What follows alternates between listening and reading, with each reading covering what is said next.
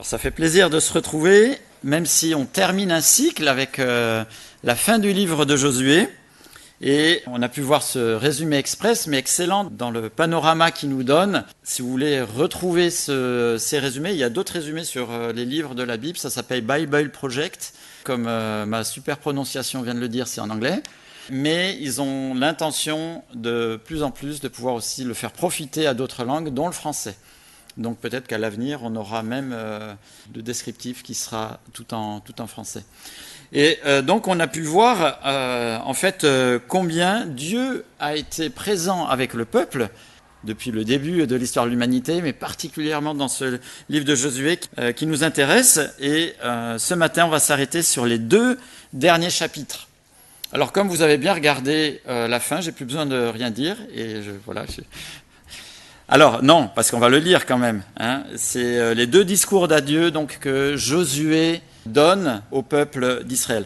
D'abord aux responsables du peuple, et puis après avec tout le peuple, les responsables compris. Alors ces 2 interventions, elles sont intéressantes parce qu'elles font le bilan de l'action de l'Éternel depuis la conquête de Canaan, mais même plus largement depuis Abraham et les promesses que Dieu avait fait à Abraham, et qui trouvent leur accomplissement ici dans ce livre de Josué. Qui dit bilan ?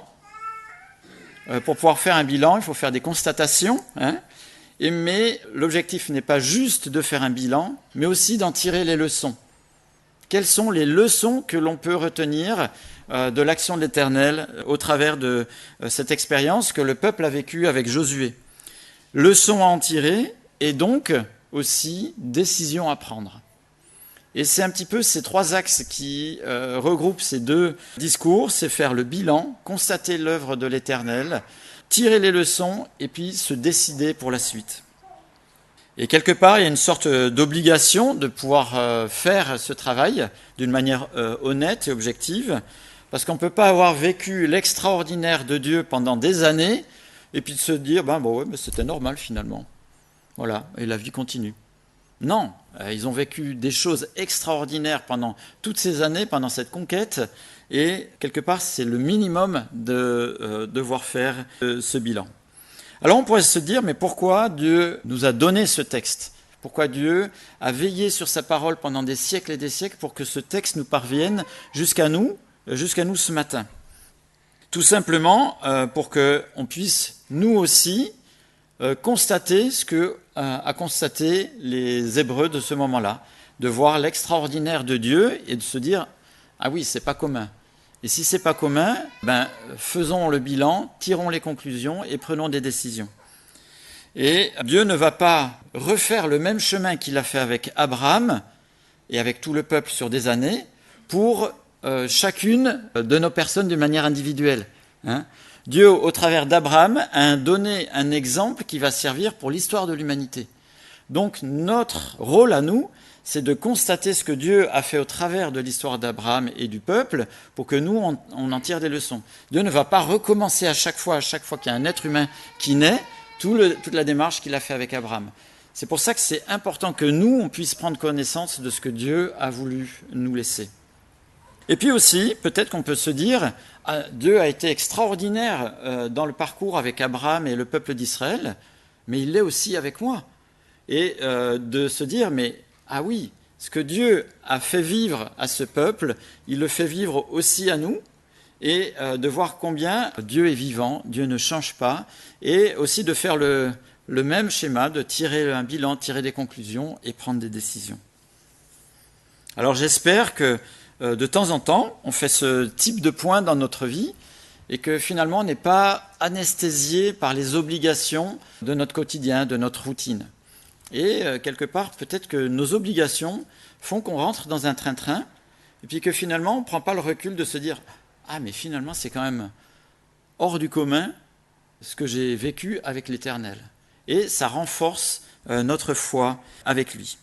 Alors je vous propose la lecture de Josué, donc au chapitre 23, et on va lire jusqu'au chapitre 24, le verset 15, dans un premier temps. L'Éternel avait depuis longtemps donné du repos à Israël en le délivrant de tous les ennemis qui l'entouraient. Josué était vieux, il était d'un âge avancé. Alors Josué convoqua tout Israël, ses anciens, ses chefs, ses juges et ses officiers, et leur dit : « Je suis vieux et je suis d'un âge avancé. Vous avez vu tout ce que l'Éternel, votre Dieu, a fait à toutes ces nations devant vous. En effet, c'est l'Éternel, votre Dieu, qui a combattu pour vous.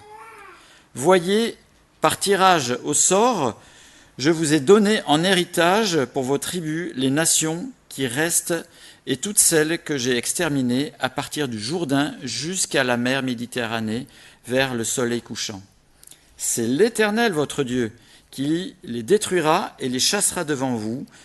Vous posséderez leur pays comme l'Éternel, votre Dieu, vous l'a dit. » Juste, je fais une petite pause. Israël est dans le pays de Canaan. Ils ont conquis les grandes villes, mais chacune des tribus devra finir la conquête parce que dans tout ce qui est en dehors des grandes villes, les Cananéens sont encore présents. Donc il faudra continuer la conquête. On a connu les mêmes types de schémas tactiques dans les dernières batailles que les coalitions occidentales ont menées. Bien souvent, on débute et on va vite dans les grandes villes, mais après, le temps de vraiment s'installer dans tout le pays, ça prend du temps, et des fois même, on n'y arrive pas. Il n'y a qu'à voir en Afghanistan. Les grandes villes ont été prises, mais finalement, on n'a pas réussi à... Et en fait, Israël était dans le même cas de figure. Ils avaient pris toutes ces grandes villes, là, donc on a vu toute la liste qui était là, mais chacune des tribus devait encore conquérir ce qui restait au-delà de ces grandes villes. Verset 6. « Appliquez-vous avec force à respecter et à mettre en pratique tout ce qui est écrit dans le livre de la loi de Moïse, sans vous en écarter ni à droite ni à gauche. Ne vous mélangez pas avec les nations qui sont restées parmi vous. Ne prononcez pas le nom de leur Dieu et ne l'employez pas pour prêter serment. Ne les servez pas et ne vous prosternez pas devant eux. Attachez-vous au contraire à l'Éternel, votre Dieu, comme vous l'avez fait jusqu'à aujourd'hui. L'Éternel a chassé devant vous des nations grandes et puissantes, et personne jusqu'à aujourd'hui n'a pu vous résister. Un seul homme parmi vous poursuivait 1000, parce que l'Éternel, votre Dieu, combattait pour vous, comme il vous l'avait dit. Veillez donc attentivement sur vous-même, afin d'aimer l'Éternel, votre Dieu. Si vous vous détournez de l'Éternel et que vous vous attachez aux nations qui restent encore parmi vous, si vous vous unissez à elles par des mariages et que vous vous mélangez les uns aux autres, soyez certains que l'Éternel, votre Dieu, ne continuera pas à chasser ces nations devant vous. Elles seront au contraire un filet et un piège pour vous, un fouet contre vos flancs et des épines dans vos yeux, jusqu'à ce que vous ayez disparu de ce bon terrain que l'Éternel, votre Dieu, vous a donné. Je m'en vais maintenant par le chemin commun à toute la terre. Reconnaissez de tout votre cœur et de toute votre âme qu'aucune des bonnes paroles dites à votre sujet par l'Éternel votre Dieu n'est restée sans effet. Toutes se sont réalisées pour vous. Aucune n'est restée sans effet. Et de même que toutes les bonnes paroles que l'Éternel votre Dieu vous a dites se sont accomplies pour vous, de même, il accomplira toutes les paroles mauvaises contre vous, jusqu'à ce qu'il vous ait détruit et fait disparaître de ce bon terrain qu'il vous a donné. Si vous violez l'alliance que l'Éternel votre Dieu vous a prescrite, et si vous allez servir d'autres dieux et vous prosterner devant eux, la colère de l'Éternel s'enflammera contre vous, et vous ne tarderez pas à disparaître du bon pays qu'il vous a donné. Josué rassembla toutes les tribus d'Israël à Sichem et convoqua les anciens d'Israël, ses chefs, ses juges et ses officiers. Ils se présentèrent devant Dieu. Josué s'adressa à tout le peuple. « Voici ce que dit l'Éternel, le Dieu d'Israël. Vos ancêtres, notamment Térak, père d'Abraham et de Nachor, habitaient autrefois de l'autre côté de l'Euphrate et servaient d'autres dieux. J'ai pris votre ancêtre Abraham, de l'autre côté de l'Euphrate, et je lui ai fait parcourir tout le pays de Canaan. J'ai multiplié sa descendance et je lui ai donné Isaac. J'ai donné à Isaac Jacob et Ésaü. j'ai donné la région montagneuse de Séhir en propriété à Ésaü, tandis que Jacob et ses fils sont descendus en Égypte. J'ai envoyé Moïse et Aaron, et j'ai frappé l'Égypte par les prodiges que j'ai réalisés au milieu d'elle, puis je vous en ai fait sortir. J'ai fait sortir vos pères d'Égypte, et vous êtes arrivés à la mer. Les Égyptiens poursuivaient vos pères jusqu'à la mer des roseaux avec des chars et des cavaliers. Vos pères ont alors crié à l'Éternel, et l'Éternel a mis des ténèbres entre vous et les Égyptiens. Il a ramené la mer sur eux, et elle les a recouvertes. Vos yeux ont vu ce que j'ai fait aux Égyptiens. Puis vous êtes restés longtemps dans le désert. Je vous ai conduit dans le pays des Amoréens qui habitaient de l'autre côté du Jourdain, et ils ont combattu contre vous. Je les ai livrés entre vos mains. Vous avez pris possession de leur pays, et je les ai détruits devant vous. Balak, fils de Tsippor et roi de Moab, s'est levé et a combattu Israël. Il a fait venir Balaam, fils de Béor, pour qu'il vous maudisse. Mais je n'ai pas voulu écouter Balaam. Il vous a béni et je vous ai délivré de Balak. Vous avez passé le Jourdain et vous êtes arrivés à Jéricho. Les habitants de Jéricho ont combattu contre vous, tout comme les Amoréens, les Phéréziens, les Cananéens, les Hittites, les Girgasiens, les Éviens et les Jébusiens. Je les ai livrés entre vos mains, et j'ai envoyé devant vous les frelons qui les ont chassés loin de vous, comme les 2 rois amoréens. Cela ne s'est pas passé grâce à ton épée ou à ton arc. Je vous ai donné un pays que vous n'aviez pas cultivé, des villes que vous n'aviez pas construites et que vous habitez, des vignes et des oliviers que vous n'avez pas plantés et qui vous servent de nourriture. Maintenant, craignez l'Éternel et servez-le avec intégrité et fidélité. Faites disparaître les dieux que vos ancêtres servaient de l'autre côté de l'Euphrate et en Égypte, et servez l'Éternel. Mais si vous ne trouvez pas bon de servir l'Éternel, choisissez aujourd'hui qui vous voulez servir, soit les dieux que vos ancêtres servaient de l'autre côté de l'Euphrate, soit les dieux amoréens dans le pays desquels vous habitez. On poursuivra la lecture tout à l'heure. Finalement, quand on lit ce texte, ça semble assez simple de faire un bilan. Tout simplement, il faut voir, il faut relever les faits, reconnaître leurs valeurs et leur vérité. Et souvent, la même phrase revient dans ce qu'on vient de lire. Vous avez vu, regardez le chemin parcouru, reconnaissez. Et ça revient souvent, cette invitation que Josué fait au peuple de constater ce que l'Éternel a fait. Et c'est évident que par rapport à tout ce qu'ils ont vécu, que ce n'est pas une œuvre qui est humaine, c'est vraiment l'Éternel qui a été l'artisan de tout ce qu'ils ont vécu. Et ce n'est pas leur force, ce n'est pas leur méthodologie, ce n'est pas leur croyance qui ont fait qu'ils ont réussi à vivre ce qu'ils ont vécu. Mais c'est l'Éternel. L'Éternel a été au cœur de tout ce qu'ils ont vécu. Ce n'est pas une méthode, ce n'est pas une religion, c'est une personne, l'Éternel. Et donc, si c'est lui qui a fait ces choses merveilleuses, vous devez lui obéir, vous devez le servir, vous devez lui être fidèle. On pourrait lire ça, mais heureusement, ce n'est pas tout à fait ce que dit le texte. Car le peuple aurait été invité à vivre d'une manière religieuse, où Dieu n'aurait plus été l'objet de l'attention, mais l'objet de l'adoration, l'objet de la dévotion, aurait été placé à bien obéir, à bien servir ou à bien être fidèle, mais au détriment de la personne de Dieu. Et cette spirale religieuse, c'est le travers de tous les hommes. Si on regarde l'histoire de l'humanité, l'histoire de toutes les religions, c'est le travers de l'homme, c'est de rentrer dans cette spirale où je fais quelque chose, et quelque part cette démarche me flatte, parce qu'en faisant quelque chose, c'est quantifiable. Si je l'ai fait, donc je peux mesurer ce que j'ai fait. Si j'ai bien obéi, si j'ai bien servi, si j'ai bien été fidèle, ça me tranquillise. Et on entend d'ailleurs souvent ces phrases autour des personnes avec qui on parle. J'ai pas volé, j'ai pas tué, je suis bien allé à la messe de Noël, je suis bien allé au culte, j'ai bien donné ma dîme. Donc des choses qui sont quantifiables, qui me tranquillisent. Mais d'un autre côté, en même temps qu'on se rabâche quelque part notre prétendue exemplarité, il y a toujours un doute.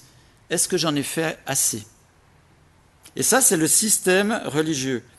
En fait, l'obéissance, le service, la fidélité devient mon Dieu, devient mon idole, devient ma divinité. Et je mets mon énergie à servir l'obéissance, le service, la fidélité. Et quelque part, j'oublie Dieu parce que toute mon énergie est passée à faire et plus à une personne. Et tout le texte que l'on vient de voir nous parle d'une personne qui a été à l'œuvre. Bien sûr, il y a des choses qui ont découlé. Mais on peut vite basculer dans le système religieux en se focalisant justement sur bien obéir, bien servir, bien être comme ci, comme ça. Et il me semble que le verset 11 est capital du chapitre 23. Veillez donc attentivement sur vous-même afin d'aimer l'Éternel, votre Dieu.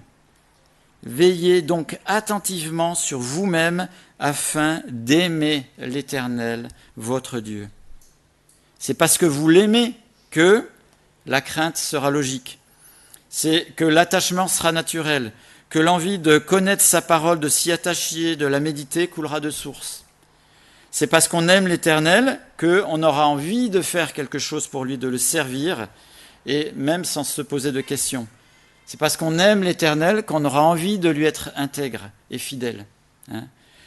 Toutes ces choses sont des conséquences de l'amour porté à l'Éternel, de l'amour porté à l'Éternel. C'est des expressions de vie et pas des obligations que l'on fait pour se tranquilliser soi. L'objet, c'est pas nous, l'objet, c'est l'Éternel. D'ailleurs, c'est un peu un lieu commun de dire ça, parce que en général, quand on aime quelqu'un, on ne se force pas à faire quelque chose pour elle. Quand on aime quelqu'un, on est plein d'imagination, justement, répondre à la relation qui naît entre une personne ou une autre. Et en fait, voilà ce que dit Josué. L'action de l'Éternel, ce qu'il a fait, vous l'avez vu, vous le constatez, continuez à alimenter cet amour avec l'Éternel. C'est ça qui va être le moteur de la suite. D'un côté, aimer, et d'un côté aussi refuser, comme on vient de le lire. Toujours motivé par l'amour. Alors, Jean-Philippe et Sarah, ils ne se doutaient pas que j'allais les utiliser comme exemple. Ils se sont mariés il y a quelques mois. Jean-Philippe, en se mariant, a dit oui à Sarah. Mais il a dit non à quelques milliards d'autres dames. Sarah, c'est pareil dans l'autre sens, avec les hommes.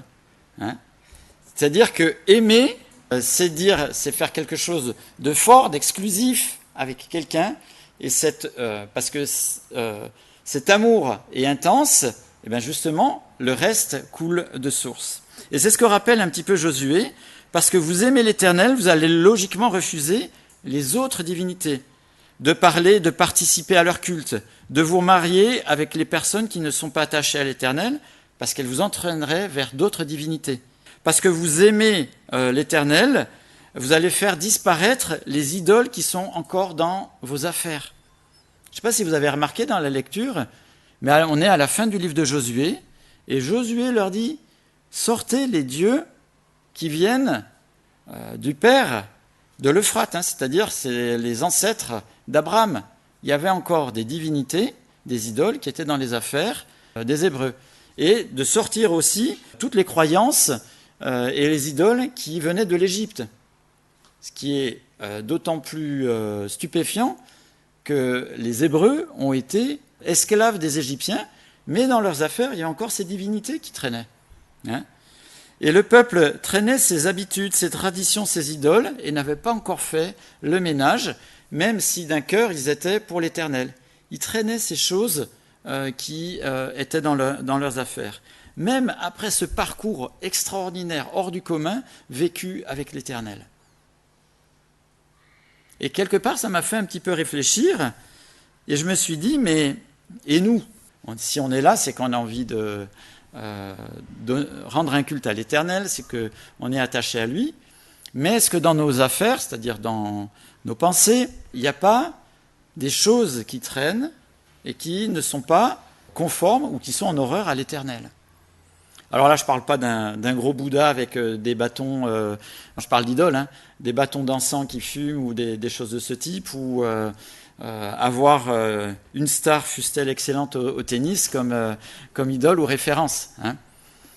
Mais plutôt des choses auxquelles on est particulièrement attaché, et même des fois sans qu'on s'en rende compte, au-delà même de notre vie de foi, où ça va même interférer à la simplicité de la vie de foi.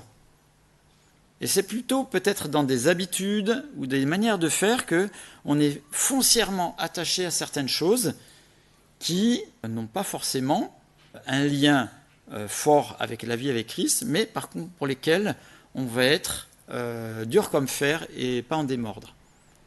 Alors ça peut être des idéologies, ça peut être des idées, ça peut être le travail, ça peut être l'attachement à son pays, à sa nation, à des principes familiaux ou régionaux, ça peut être notre confort, ça peut être nos principes occidentaux, où quelque part on est foncièrement attaché, mais est-ce que c'est en relation vraiment avec ce que l'Éternel demande? Est-ce que notre attachement, je prends un exemple qui me vient là à l'esprit, est-ce que notre attachement à la démocratie est plus important que ce que Dieu nous dit pour vivre en société et comment on doit vivre les uns avec nos prochains? Je n'ai pas dit que la démocratie était mauvaise, mais notre attachement des fois à certains principes, à certaines choses, ont pris le pas sur la parole de Dieu. Et ce qui arrive fréquemment, c'est qu'on veut faire coller notre pensée à la parole de Dieu, au lieu de regarder la parole de Dieu et de vivre les choses avec simplicité. Et c'est important de faire le point, parce que si on regarde dans ce que l'on vient de lire, Josué dit « Aimez l'Éternel, et si vous l'aimez, servez-le, attachez-vous à lui, etc. » Refusez aussi tout ce qui est des autres croyances. Et le sujet est important parce que pour Israël, ils avaient passé un contrat. On a lu le terme alliance, mais alliance ou contrat pour être un peu synonyme. Si le peuple était fidèle, Dieu épaulait le peuple vers les bénédictions auxquelles ils ont goûté. S'ils étaient infidèles, Dieu retirait sa bénédiction et goûtait aux conséquences justes de leur infidélité. Et bafouer Dieu, donc, voulait dire qu'il y avait des conséquences qui étaient derrière. Et je fais le rapprochement aussi à nous. Est-ce que nos pensées qui, des fois, prennent la place de Dieu, etc., est-ce qu'elles n'entraînent pas aussi des conséquences dans nos vies? Alors, Dieu ne change pas.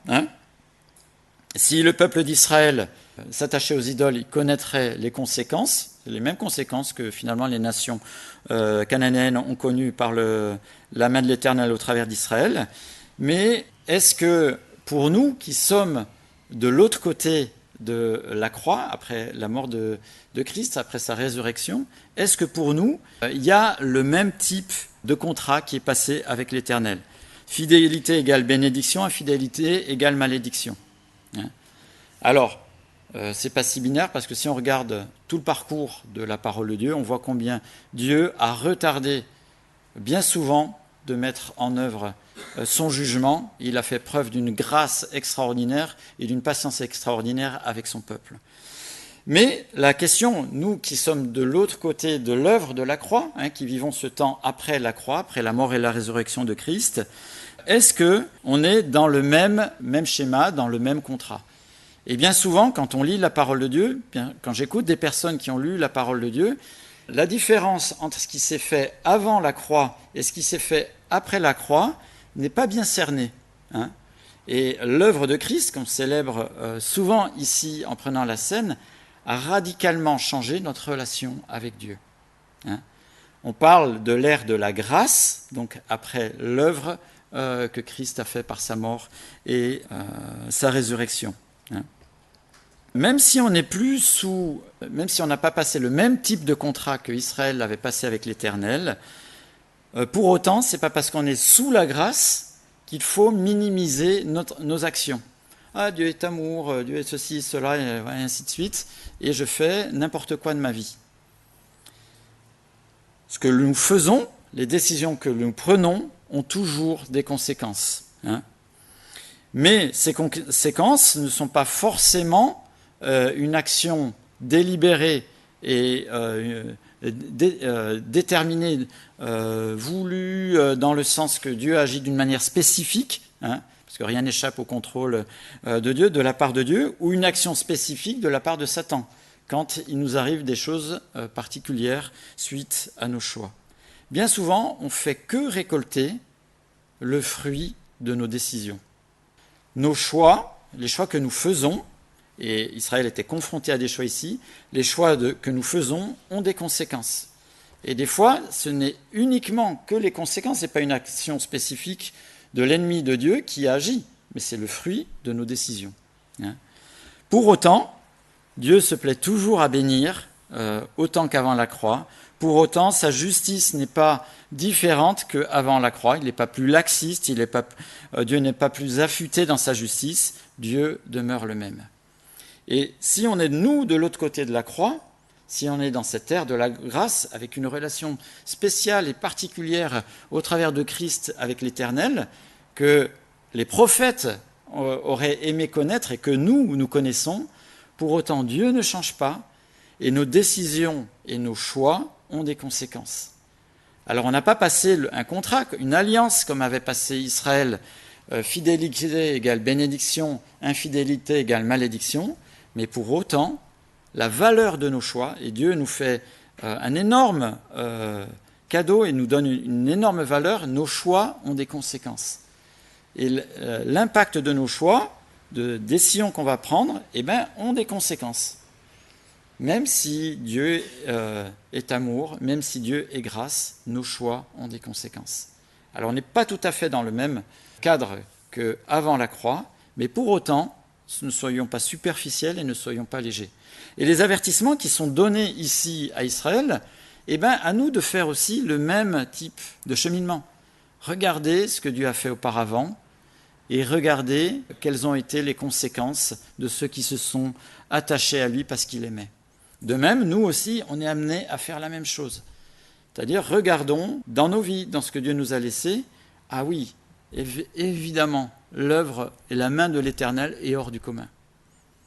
Et j'espère que ça vous arrive de vous arrêter et de regarder en se disant « Ah, c'est quand même pas possible ce que l'Éternel a pu faire dans ma vie. » Et se dire, ça renforce notre relation, ça renforce notre envie, voilà, de nourrir cette relation de plein de manières différentes. Et donc, Israël est amené à constater, à remarquer ce que l'Éternel a fait, de faire la synthèse d'une manière objective et à faire un choix. Et ce choix, on en a la réponse ici, au chapitre 24, verset 15. Et c'est Josué qui commence. À la fin du verset 15, « Quant à ma famille et moi, nous servirons l'Éternel. » Quant à ma famille et moi, nous servirons l'Éternel. Lui s'est positionné. Ce n'était pas la première fois qu'il se positionnait, hein, mais à nouveau, il se positionne. Est-ce que c'est d'un cœur entier? Ou est-ce qu'on a quelque chose finalement, la renommée, une bonne ambiance, des amis, qui sont plus des moteurs de notre foi plutôt que l'Éternel? La décision que fait prendre ici Josué au peuple, il pose la question, il ne prend pas la décision à leur place, hein, mais il leur pose la question, prenez-le d'un cœur bien sincère. Pas juste parce que on est dans un bon temps et après des victoires, etc., c'est facile de dire « Oh, on va y aller, ça c'est sûr ». Non, réellement s'attacher en toute conscience à l'Éternel. Et finalement, à quoi ou à qui sommes-nous attachés? À quoi ou à qui sommes-nous attachés? Est-ce que c'est à l'environnement, au succès, comme Israël l'avait goûté, ou est-ce que c'est réellement à l'Éternel? S'il y avait moins de succès, si l'Église marchait moins bien, ou s'il y avait des choses comme ça, est-ce que je serais toujours aussi attaché à l'Éternel? Ou est-ce que finalement, c'est plutôt au contexte auquel je me suis attaché, ou à une théologie, ou à une idée que je me fais de Dieu? Ou est-ce que je suis réellement attaché à l'Éternel? Et c'est un peu ce style de question que Josué pose au peuple. Je finis la lecture au verset 29, chapitre 24 toujours. Après ces événements, Josué, fils de Nun, serviteur de l'Éternel, mourut. Il était âgé de 110 ans. On représente, juste une petite parenthèse, puis c'était marrant de le voir aussi dans le résumé, on représente souvent Josué comme un jeune guerrier. Josué était quand même, je pense que la conquête, parce qu'une bonne partie de sa génération est décédée, Josué était plus après 80 que 36 ou 24 ans. Donc, il meurt, il est âgé de 110 ans. Donc ça donne des belles perspectives pour tous ceux qui sont à la retraite. Vous n'avez pas un pays à combattre. On l'ensevelit dans le territoire dont il avait hérité, à Timna-Zérak, dans la région montagneuse d'Éphraïm, au nord du mont Gash.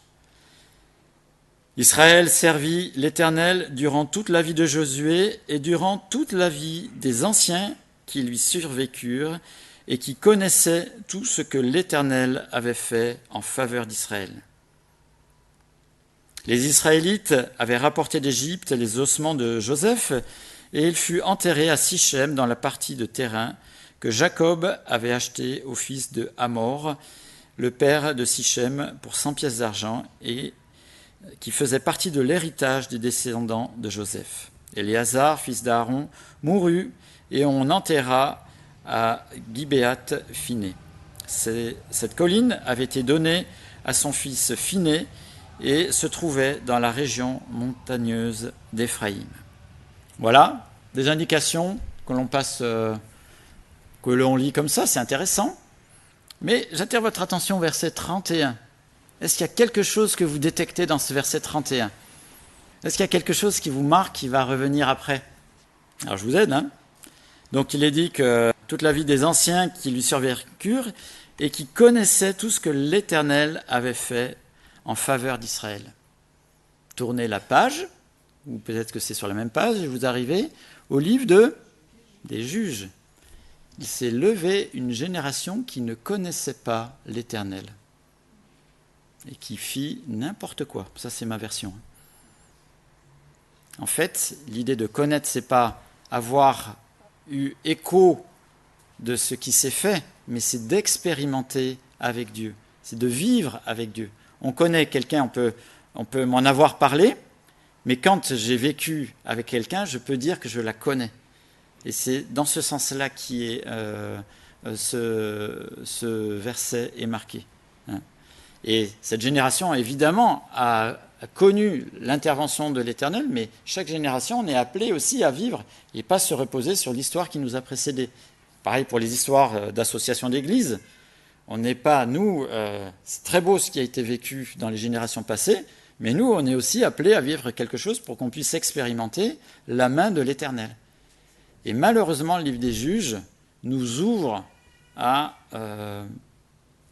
les travers dans lesquels Josué les avait prévenus dans ces chapitres. C'est pour ça que ces chapitres 23 et 24, si vous lisez le livre des Juges, il est capital de relire les chapitres 23 et 24. Malheureusement, le peuple va se détourner et donc Dieu, comme il tient parole, les nations qui sont à côté vont prendre le dessus.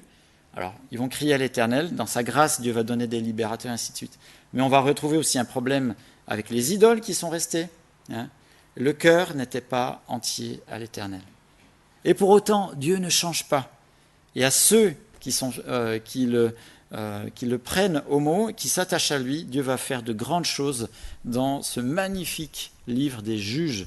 Et c'est vraiment un livre que j'aime beaucoup, même s'il y a des passages qui sont un petit peu bizarres ou sombres, mais de voir comment Dieu a été le même que dans le livre de Josué, au travers d'une génération qui ressemble beaucoup à ce que nous connaissons, nous, maintenant. Et bien que ces 2 derniers chapitres puissent nous donner aussi l'idée de faire le point d'un cœur sincère avec Dieu et de prendre décision aussi avec lui.